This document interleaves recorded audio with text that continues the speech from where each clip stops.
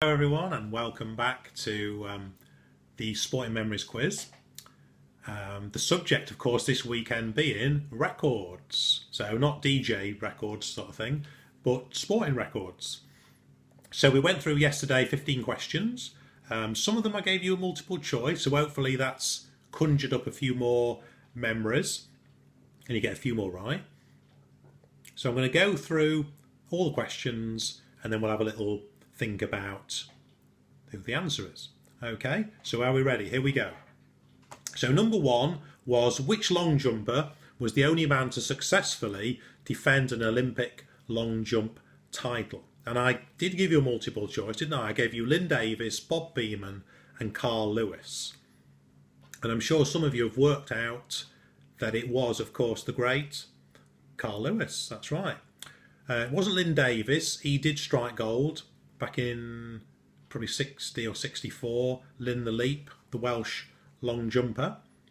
Bob Beamon basically remembered for his world record at Mexico 68, where he basically, well, it was an amazing jump, wasn't it? Broke the world record, something like 8 metres 90. And the last name, Carl Lewis, if you'll remember, he started off in Los Angeles in the 84, where he equalled Jesse Owens, 4 gold medals. So that included the long jump. He came back in Seoul 88, retained his Olympic long jump. He came back in 92, Barcelona, took the gold medal. And would you believe he came back in Atlanta in 96 and again nailed the long jump. Now, an interesting fact about Lewis is, of the 20 longest jumps of all time, Carl Lewis has jumped 14 of them. So that shows you how dominant he was in the long jump. And it was interesting because as the years rolled on, he obviously just focused on long jumping. That was kind of more the era, wasn't it, where your 100 metre sprinter would always convert to the long jump, and then it became much more of a specialism in itself. So nowadays you don't tend to find the 100 metres sprinters converting into the long jump pit. But Lewis's domination of the thing, and you probably remember his head-to-head with Mike Powell, sort of the mid-90s, wasn't it, where Mike Powell did take the world record from Bob Beamon with something like a few more centimetres, in like 8.93, something like that. But Lewis was consistent, incredibly consistent. So number one was Carl Lewis. Well done if you got that. Number two, before Ian Wright went to Arsenal, who was Arsenal's top scorer? I gave you a multi of Cliff Bastin, John Radford and Charlie George. And the name we were looking for is Cliff Bastin, yeah. He was the one. Now, he goes back a long way. He was retiring from football in the late 40s. So we go into a different era, aren't we, of footballing. So John Radford. So if I give you the all-time list, this is how it reads now. Thierry Henry, obviously, tops the list for Arsenal. Then Ian Wright. Then Cliff. And number 4 is John Radford, who we mentioned. So John Radford did overlap with Charlie George for some time at Arsenal. John and Charlie both quite prolific scorers, weren't they? So well done if you got Cliff, because that's quite a tough one, even with a multiple choice. Number 3, which team set a record as Rugby League champions in the 1990s? Well, if you remember that era, you'll remember that there was a certain team that won all the championships from 1990 to 96, and then they won again in 98, and it was, of course, it was Wigan. Totally dominating the scene. Didn't give many others a look in. But yeah, so if you got Wigan, you did well, because I didn't give you a multiple choice either. Now, number 4. Who was the champion jockey an amazing 26 times in this country? Now, all the names I gave you on the multiple choice have been champion jockeys, flat racing, and one of them has won it an astonishing 26 times. So I said Pat Edery, Doug Smith, Sir Gordon Richards. Now this is a bit going back in time. So to get this one, I guess you've had to be into your horse racing, or your dad was, or your granddad was. And the answer is Sir Gordon Richards. And he got that Sir, he got knighted. I think he's the only jockey to be knighted to date, for services obviously to the sport. Pat Edery, also a prolific champion jockey, but not up to 26 times, quite a lot though. And Doug Smith also winning a handful. So Sir Gordon, often described as probably the best jockey of all time. Different era though, wasn't it? And but yeah, Sir Gordon Richards, well done, definitely, if you got that one. Hopefully he brought a few memories back as well. Number 5. Who was Britain's first footballer to earn a whopping 6-figure weekly sum? 100,000 a week, can you imagine it? So we gave you Andy Cole, Alan Shearer, Sol Campbell.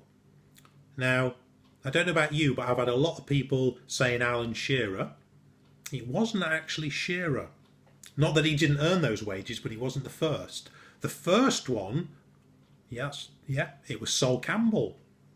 In 2001, do you remember when Campbell moved, he left Spurs, went to Arsenal, and his 100,000 a week contract made him the richest footballer at the time. Obviously, that's been superseded, and but back in 2001, it was a hefty amount of money. It is a hefty amount of money now, but obviously even more so. And yes, if you got Sol Campbell, you've done well. So well done on that one. And moving on to number 6, track and field. In 1997, Seb Coe's 800-metre world record was finally broken after 16 years. Which was the athlete who broke it? And I gave you David Rudisha, Andrew Hart, Wilson Kipketer. Now, sometimes people get sidetracked by David Rudisha. It isn't. He's the current world record holder. But who broke it? Well, the answer is Wilson Kipketer. He was the Kenyan athlete who raced for Denmark. Do you remember that? He originally equalled Coe's record of 141.73, and he then went on to just cut a bit more off it in 141.24. But that record, I remember at the time when Coe set that record in the early 80s, I said to myself, wow, I don't think that'll ever be broken. Well, not for a generation. And it took 16 years. So Wilson Kipketer, well done if you got number 6. And I think David Rudisha's now brought it way down, hasn't he? 140 something. Incredible. So number 7. Who holds Man United's club goal scoring record? I didn't give you any multiple choices. If I had, I probably would have given you Bobby Charlton, Wayne Rooney, and Dennis Viollet. Those 3. So did I mention your player? It was, of course, Wayne Rooney. He broke Bobby Charlton's record in January 2017, the only player for the Red Devils to have scored 250 goals in all competitions. Bobby Charlton obviously lies in second position. And so prolific goal scorer, as we know. And so well done. A lot of people go for Bobby Charlton, understandably. And not that he was any slouch. He set an incredible record himself, didn't he? And in 4th place, the name I mentioned there, Dennis Viollet, he actually comes 4th on the all-time scoring list. I can't remember who comes in 3rd position. That's something to have a think about. So, number 8. Which driver had the longest gap between his Indy 500 wins? So, first of all, I'll tell you when they were.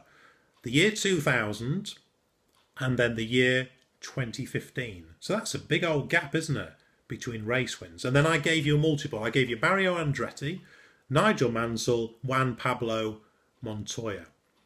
And the answer is Juan Pablo Montoya. He was your man. It wasn't Mario Andretti. It's I think he got one. Well, he definitely won one Formula One title in 1978. Nigel Mansell, I don't recall him winning the Indy 500. I know he competed in it. If I'm wrong, then do let me know. And Montoya, he got 2. quite an all-rounder, isn't he, Montoya? Winning quite well in the Formula One scene at Monaco and some of the tough circuits, and also picking up Indy 500s amongst others. So if you got that one, you obviously know your motor racing. Well done. I think he's retired now, isn't he, Montoya? I think he's probably his mid-40s, something like that. So, number 9, this was quite a tough one. Billy Meredith was playing football for which country when he was 45 years old? Scotland, England, Wales. Well, it was Wales, that's right. He's a bit of a blast from the past, actually, so this is quite a tough question. He was playing for Man United way back in the 20s, so not many people are going to know, but I just thought it was quite a nice question because he does hold a record for playing for Wales. I don't think it'd be broken nowadays, do you? Somebody aged 45 playing for Wales, unless they get really desperate. Not to put Wales down, of course. They've done really well in recent tournaments. Number 10. Gillian Clark made record England appearances in what sport? Well, the name might ring a bell, but the sport doesn't always match up, does it? Well, it was, of course, in badminton. Yeah. She was prolific late 80s, mid-late 80s, up to about 94. Won golds in all kinds of competitions, particularly in doubles. She was prolific. And 59 years of age now. And so, yeah, a dominant spell was sort of going back a few years now. But Gillian Clark, yeah, badminton, that was her sport. Right, number 11. Which British hurdler set a world record in the 110-metre hurdles, stood for over a decade? Now, I'm sure a few of you have come up with at least a couple of names. And it was the Welsh athlete Colin Jackson, of course. Colin Jackson, yeah, set this world record August 1993. Shaved off fractions of the record and brought it down to 12.91. And held that, like I say, for 10 years. Still holds the indoor 60-metre 110 record at 7.3 seconds. He remains, well decorated, wasn't he? Winning golds in Commonwealth, Worlds, European. The only one that eluded him, of course, was the Olympic Games. Did get a silver, though. So, you know, pretty impressive. And really good, wasn't he, at that dipping technique on the line. That's one thing I always remember about Colin. So, well done if you got that one. Number 12, back to the motor racing. Who holds the record for youngest winner of a Formula One Grand Prix? Now, I did say, don't think too far back. It's definitely in the modern era. It isn't Lewis Hamilton, if you think that. He was young, just over 22 years. It wasn't Sebastian Vettel. He was just over 21 years of age. The racing driver was, at 18 years and 228 days, Max Verstappen. The Dutch motor racing driver, born in Belgium, but is a Dutch national. And he won, that was at the 2016 Spanish Grand Prix. And even more incredible, he started his Formula One racing at 17 years of age and so many days, which is like incredible. You know, most people haven't got the driving licence, never mind drive a Formula One car. So, quite a talent. Max Verstappen. Number 13, snooker. Which player holds the record for the most snooker world titles in the modern era? He holds 7. It's not Ray Reardon, he's got 6. It's not Steve Davis, he's got 6. It's not Ronnie O'Sullivan either. He's got 6. It is, of course, the great Stephen Hendry. We were watching some of this in one of our groups on the YouTube clip, and it was funny because it gave a summary of all Hendry's wins, and nearly, not every time, but most of them, the person he was beating was Jimmy White. Poor old Jimmy. Yeah, probably got some more finals than anybody else, but never won the thing. So who else have we got? John Higgins on 4, Mark Williams and Mark Selby on 3, but Stephen Hendry at the minute, looking good. Can Ronnie get another title? Possibly. We will see. So, Stephen Hendry. Number 14. Which English football club has spent the highest number of successive seasons in the top flight, having played all 101 years since 1919? A lot of people come out with Everton, which is a good try because they have had long spells in the top flight, but they have had relegation. It was not Everton. It wasn't Man U. Not Liverpool. Not Spurs. Not Villa. Definitely not Villa. The answer is it's the Arsenal. The Arsenal are the ones who've spent the highest number of times in the top flight. And so if you're an Arsenal fan, I'm sure you already know that one. And it's a good one to crow about, isn't it? So well done on that. And rounding off with this novel question. So which male tennis player became the first to win an open-era Grand Slam singles title in 3 different decades? Now, to begin with, that maybe sounds a little bit confusing. So let me explain. The decades I was looking at was the noughties, the 2010s, and the 2020s. Because, of course, last year we began a new decade, didn't we? So if I was going to give you a multiple choice, I would have said Roger Federer, Novak Djokovic, Rafael Nadal, which makes it like, wow, that's even more confusing. So let me explain. It's not Roger Federer. He's won in 2 decades, the noughties and the 10s. The answer is Novak Djokovic. Well done if you got it. So he's obviously won in the noughties, he's won in the 10s, and he won the Australian Open in 2020. Now, let's just explain Rafael Nadal. He's also won in 3 different decades, but he wasn't the first. So Rafael's won in the noughties, the 10s, and he won the French Open, didn't he? Later in 2020 because they postponed it and then they played it later because they're all complaining, particularly him, about how cold he'd be on court. But he still won it. So Novak Djokovic, noughties, 10s and 20s. The first to win in 3 different decades. It's quite a nice question, that one, I think. So anyway, I hope you've enjoyed a bit of reminiscing there. Good selection of different sports. I hope it brought some memories back of maybe seen some of these records set in live on the TV or in person. So I hope you've enjoyed that. And till next time, bye-bye for now.